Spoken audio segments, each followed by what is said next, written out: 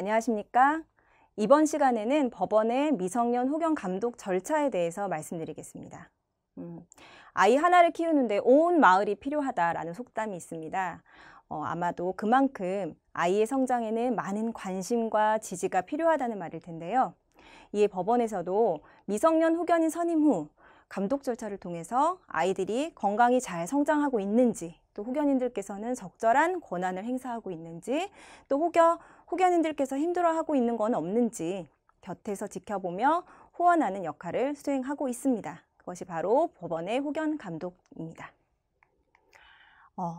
법원의 전반적인 후견 감독 절차는 다음과 같습니다. 하나씩 살펴보겠습니다. 후견인 선임이 확정되면 법원은 직권으로 후견 감독 사건을 개시합니다. 그러면 후견 감독 절차 안내문과 함께 이렇게 2020 후감 땡땡땡땡 1234 등 새로운 사건 번호가 여러분께 전달되는데요.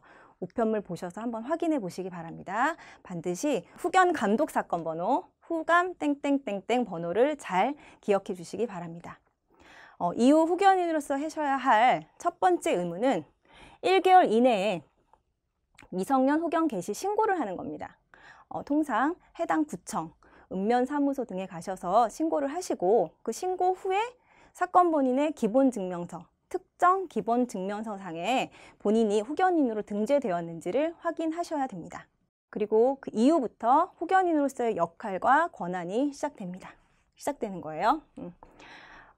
먼저 2개월 이내에 재산 목록 보고서를 작성해서 제출해 주시면 되고요. 그리고 매년 사건 본인들이 어떻게 변화가 있었는지, 어떤 활동을 하셨는지 후견사무 보고서를 작성해서 제출하여 주십시오. 법원은 후견인들께서 제출하신 자료를 토대로 그 사정을 확인하면서 감독하고 후견 활동을 지원할 것입니다. 이러한 후견 활동은 미성년이 성년이 되거나 또 새로운 친권자가 지정되는 그 순간까지 계속될 것입니다. 통상 법원은 전화를 하거나 가정 방문을 통해서 아이들의 신상 보호와 재산 관리가 잘 이루어지고 있는지 살펴보게 됩니다. 자, 그럼 전체 후견 감독 절차를 살펴보셨는데요. 앞으로 각 단계들에 관해서 하나씩 살펴보도록 하겠습니다. 자, 다음은 미성년 후견인의 개시 신고 과정입니다. 자, 심판이 확정되면 법원은 지체 없이 해당 관서에 가족관계등록부 등록을 촉탁합니다. 자, 이 과정은 법원에서 하는 일이니까 크게 신경 쓰지 않으셔도 됩니다. 자, 여러분께서는 법원의 이런 촉탁 절차와 별개로 1개월 이내에 심판 정본, 그리고 심판 확정 증명원, 신분증을 가지고 가까운 구청에 가셔서 신고하시면 됩니다. 그러면 이처럼 미성년자의 기본 증명서에 후견인으로 명시되는데요. 자, 보십시오. 아이가 누구인지, 그 미성년 후견인이 누구로 선임되어 있는지 명시됩니다. 이 기본증명서를 가지고 후견인의 역할을 하실 수 있습니다. 예를 들어 아이 여권을 발급받고자 할 때, 그리고 보험금을 수령하고자 할 때, 아니면 아이 명의 통장을 개설하거나 그 적금을 해양해서 수령하려고 할 때 가장 먼저 하셔야 될 일은 사건 본인 명의 기본증명서, 특히 특정 친권과 후견의 사항이 있는 부분인데요. 이 특정 기본증명서를 발급해야 한다는 점 꼭 기억해 주시기 바랍니다. 이렇게 미성년 후견인의 지위를 얻게 되면 본격적으로 후견인의 의무와 역할이 시작되는데요. 이는 심판문을 통해 살펴보도록 하겠습니다. 자, 심판문입니다. 이러한 심판문을 모두 다 받아보셨을 거예요. 자, 이거는 예시문이고요. 가능한 본인의 심판문을 준비해 주십시오. 혹시 지금 가지고 있지 않다면 이 영상 잠깐 중단하시고 본인의 심판문을 가져와서 저와 함께 읽어주시기를 부탁드립니다. 자, 준비되셨나요? 자, 기본적으로 이 심판문에는 누가 후견인으로 선임되었는지, 그리고 후견인으로서 해야 할 어떠한 권한과 의무가 있는지 잘 나와 있습니다. 다만 이 심판문의 내용은 각 개별 사건마다 여러분의 사정에 따라 다르기 때문에 가능한 본인의 심판문을 잘 확인해 주십시오. 특히 이런 날짜 다 다릅니다. 본인의 심판문으로 이해해 주시기를 바랍니다. 자, 자세히 살펴보면 자, 1항은 누가 미성년 후견인으로 선임되어 있는지가 기재되어 있습니다. 그리고 두 번째 2항에는 언제까지 사건 본인의 기준일이 언제인데요. 사건 본인의 재산 목록을 작성해서 법원에 제출하여야 한다라는 재산 목록 보고서의 제출 의무가 기재되어 있습니다. 그리고 세 번째 항에는 미성년 후견인은 언제를 시작으로 매년 언제 후견사무보고서를 작성해서 법원에 제출하여야 한다라고 하는 후견사무보고서 제출에 대한 의무가 기재되어 있습니다. 각 보고서의 제출 기한 등은 꼭 이렇게 있는 숫자들은 잘 체크해서 기억해 주시기 바랍니다. 그 기준일하고 제출일 등은 보고서 작성 강의 후 다음 강의에서 자세히 알려드리도록 하겠습니다.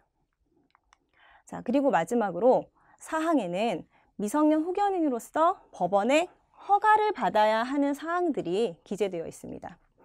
예를 들어 사건 본인 명의의 부동산 또는 중요한 재산에 관한 권리 득실을 변경을 목적으로 하는 행위, 어려운 말들이 많은데요. 하여튼 이러한 행위를 할 때에는 반드시 가정법원의 허가를 받아야 한다.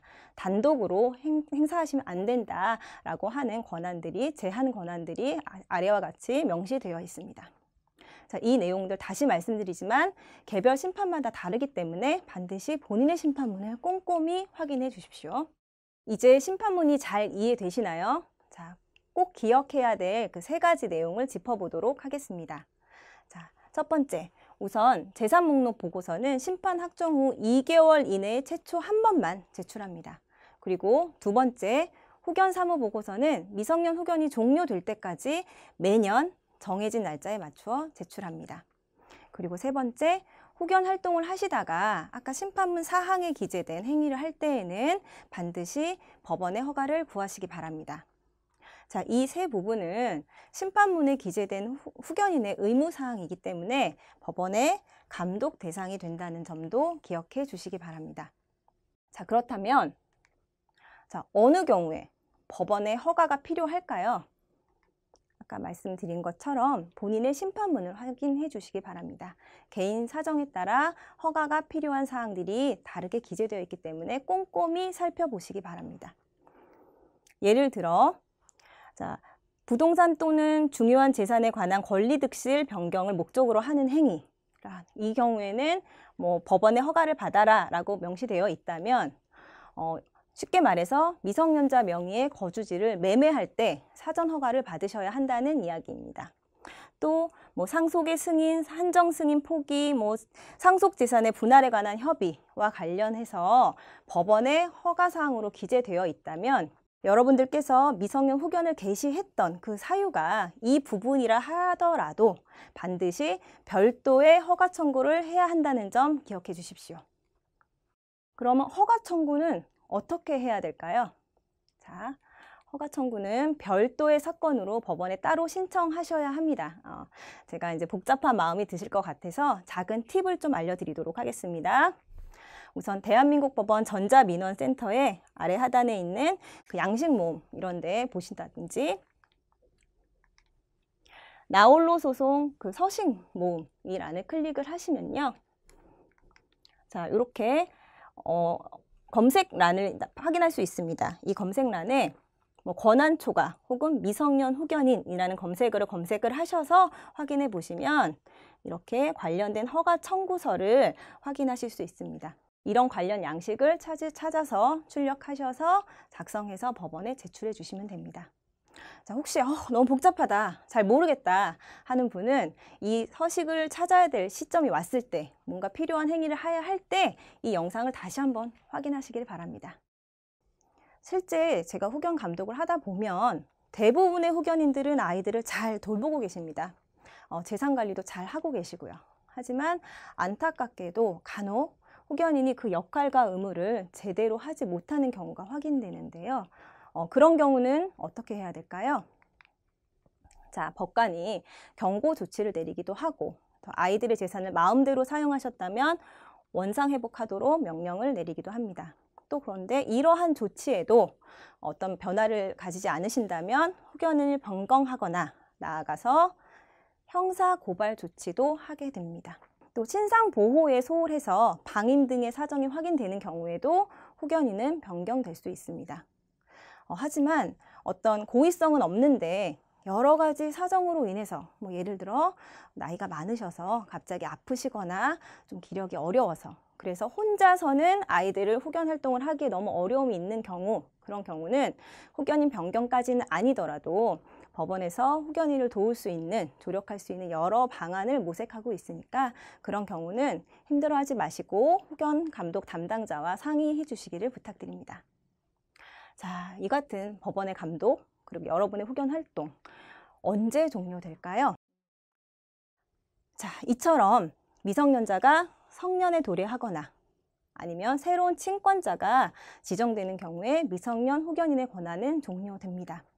자, 우선 미성년자가 성년이 되는 경우에는 미성년 후견인의 권한은 자동 종료됩니다. 이 경우는 최초 개시 취임 신고했던 것과는 달리 따로 신고하지 않으셔도 됩니다. 다만 저희가 후견 개시되면 감독한다고 그랬잖아요. 그 후견 감독 사건은 여러분께서 최종 재산 계산 보고서를 제출해 주시면 그것을 검토한 후에 마무리하고 있으니까 마지막까지 애써 주시기를 부탁드립니다. 또 한편 미성년자에게 새로운 친권자가 지정되는 경우에도 미성년 후견은 종료됩니다.